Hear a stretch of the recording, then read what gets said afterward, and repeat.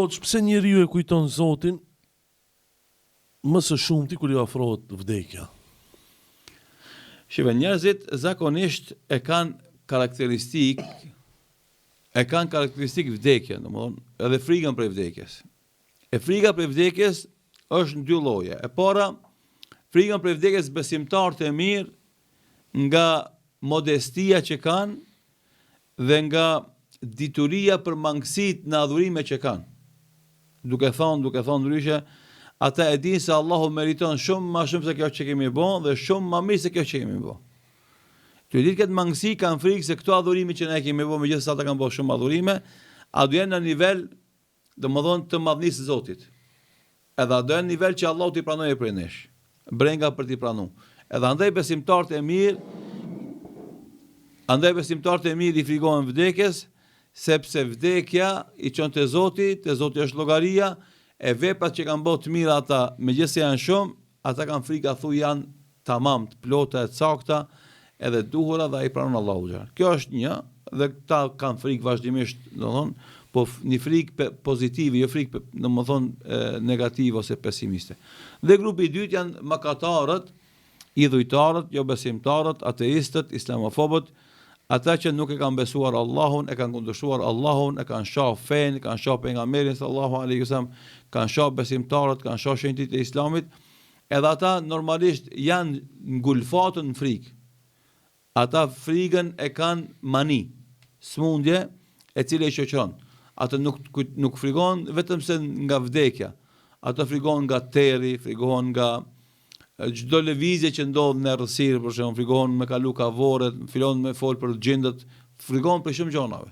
Pse? Sepse atyre u mungon besimi në Allahun e Madhëshëm, u mungon dituria mbi atë që ka krijuar Allahu subhanahu wa taala, dhe e treta do të e dinë ata se s'kan vepra që kanë qenë shkak me shpëtu të Allahu xhelal, dhe për të arsye në momentin që ata i bëjnë do vjet fillon me ju shtu panika, me ju shtu frika, me ju shtu domethënë llahtaria, trishtimi, edhe nuk janë rahat. Andaj fillon ai ankthi, gjumi nuk i zën natën, ditën nuk janë rahat, mundohen veç mu qetësu me raki, me qetësu ose me alkool, ose me drog, ose me prostitucion, ose domethënë duke nejt me njerëz, duke bën muhabete të kote, duke fol fjalë pa lidhje, të bëhet një lloj show-i, një lloj gëzimi, ama këtë është i rrejshëm. Këtë është domethënë si përfaqëson, sepse në momentin që ai ngel vet, ato momente të pakta që ngel vet, më njerë e kap ankthi, e kap trishtimi, e kap domethënë frika prej vdekjes, sepse e din se kapitalin që e ka me vetje shumë i dopt ose inexistent,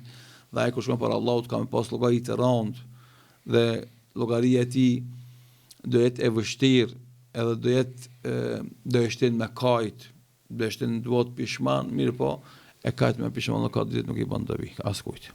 Madje do ishtin edhe me kajt pak si but, sa e di unë mi ka fshu dur, po ne përmendna veç moment, domethënë momentin e llogarisë, normalisht dalja para Zotit, ka me shoqëruar një pishmallëk shumë i madh, ka mi ka fshu durt, ka me qajt, domethënë ka me bërtitu qajt faktikisht nga frika, edhe nga llahtaria asaj që ka me pa.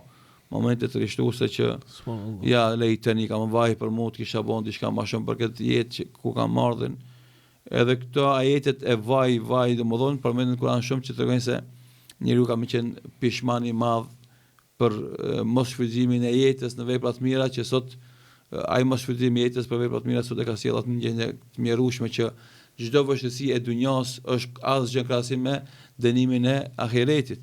Edhe çdo mirësi e dunjos është asgjë në krahasim me shpërblimin e xhenetit. Kështu që domethënë ne themi njerëzve, sado që ke vujt, sado që ke pas probleme, të lashën se në xhenet këtë kemi harru.